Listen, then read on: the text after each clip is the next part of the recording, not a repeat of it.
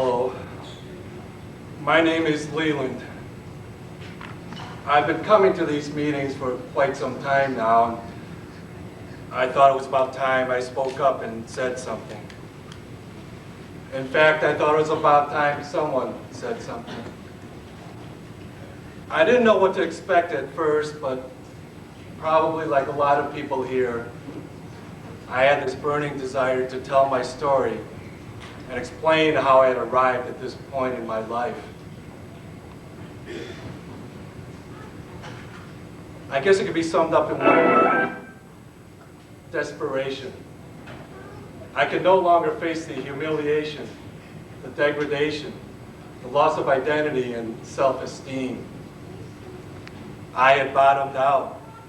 My life had become unmanageable. I had become powerless.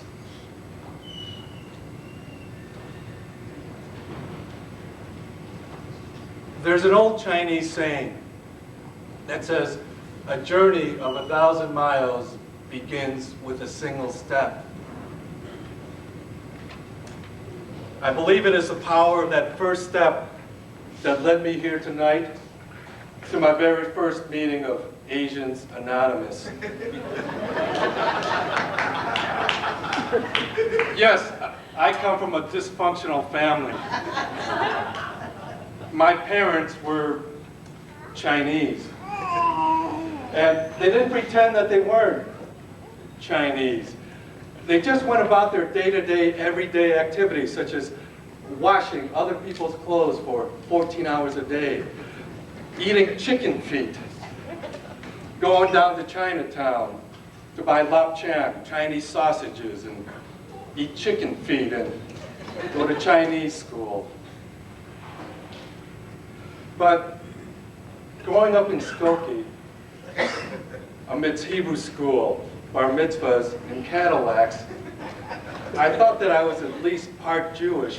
And I would follow my Hall of Fame hero, Cy Young, and become the second Chinese Jew to play professional baseball.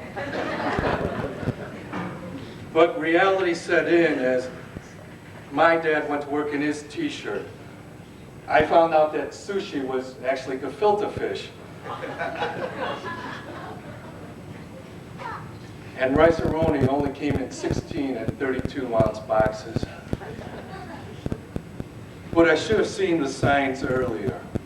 My parents drank constantly. First thing in the morning, afternoon, and evening, it didn't matter to them. And they would mix their drinks too. Oolong, jasmine, or green tea, it didn't matter. It seemed like we had an open teapot in practically every room in the household.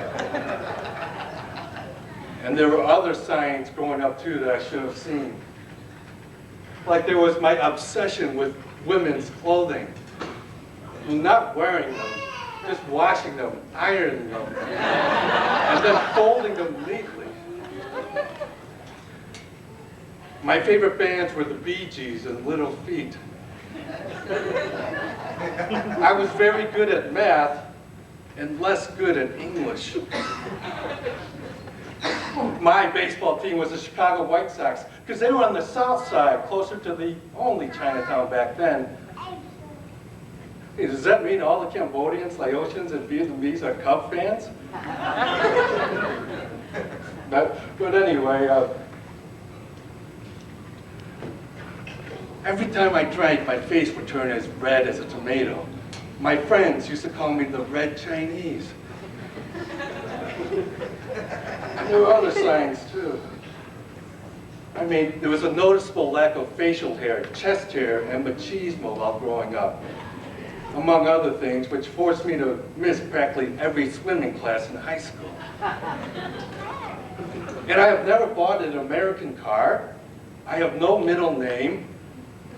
But the coup de grace would be every time I would get that eerie, tingly, sweaty palm sort of feeling when I would hear that word, inscrutable. As in the inscrutable Chinese. I mean, I hated that word, and I didn't even know what it meant. I mean, does anyone here know what the word inscrutable means? Yes, you. those that are not scrutable. So, that's usually about definition number 8. So, yes, those people that all look alike. Well, that could be said by any ethnic group, probably about any other ethnic group. But you don't hear the phrase the inscrutable Ethiopians, for instance. Yes. Those that are good at mahjong, Chinese carry out and celebrate New Year's twice a year. Well, that's sort of true, but then you also have to group in the inscrutable Jews, too. So that doesn't quite make sense. And so it never made any sense to me. But then I finally looked up the definition of the word inscrutable. And according to Webster, inscrutable means that which is not easily understood, a riddle, a baffling person. And then it started to make sense. No wonder I was inscrutable to the black boy, the white devil. I was inscrutable to myself. I mean, growing up, I wanted to be blonde-haired and blue-eyed.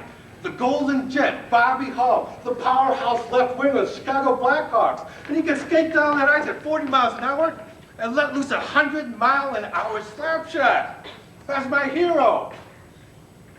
But then my parents had just spent $1,500 for braces, and being a hockey player was out of the question. And then I wanted to be the Beatles, because we were similar. I mean, both sort of dressed and looked funny, had that long black hair that looked like it had been cut around the rice bowl. But then the Beatles didn't play the violin. And then I wanted to be Bond, James Bond, because he was cool and he got all the chicks. But back then, none of the Asian guys were cool, and none of them got any of the chicks, too. So there I was, inscrutable for the whole world to see. I was totally confused, and as I was just sitting in my room one day, moping around, listening to stereo, I heard the song that changed my life forever.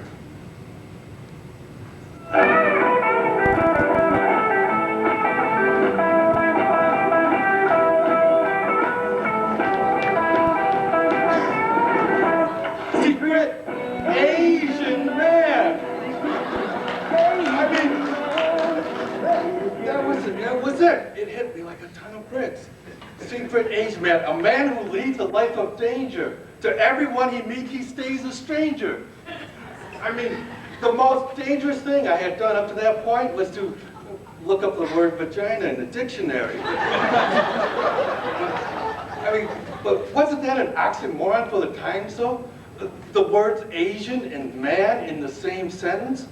I mean, theoretically, it should be the same, shouldn't it? You know, a man is a man, whether he's black, white, yellow, it didn't matter, but there was nothing to show for that. What was a man? It should have been the same. And that song just kept driving me crazy. It drove me mad. M-A-D. Male Asian dysfunctional.